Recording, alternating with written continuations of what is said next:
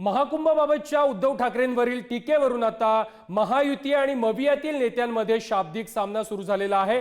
हिंदुत्ववादी समजणारे ठाकरे महाकुंभमध्ये का गेले नाहीत अशा प्रकारची टीका उपमुख्यमंत्री एकनाथ शिंदे यांनी केलेली होती।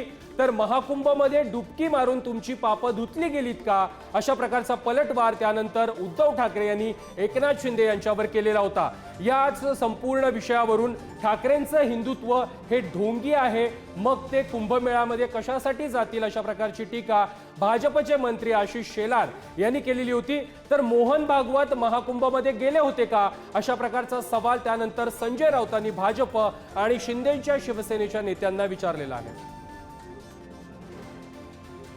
हिंदुत्व आणि बाळासाहेब त्यांचे विचार या ठिकाणी आम्ही पुढे नेतोय आणि म्हणून महाकुंभ जो आहे या सगळ्यांना एकत्र आणणारा महाकुंभ होता।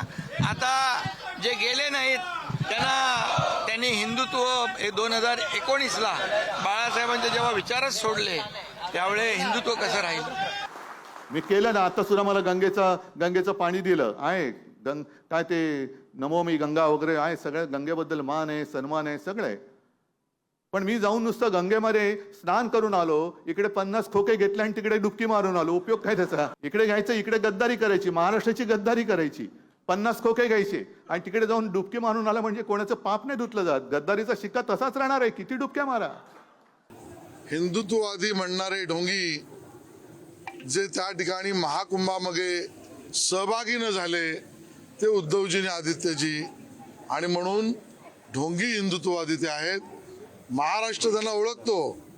राष्ट्रीय स्वयंसेवक संघाचे सरसंघचालक मोहनराव भागवत यांना मी तरी प्रयागराजला जाऊन गंगेत डुबके मारून स्नान करताना मी पाहिलं नाही। नक्कीच आमची अशी योजना होती की सरसंघचालक गेले म्हणजे भारतीय जनता पक्षाचे जे प्रमुख आहेत, मूळ प्रमुख, तर आमचं जाण्याचं नक्कीच ठरलं होतं की आपण सरसंघचालकांना फॉलो करू।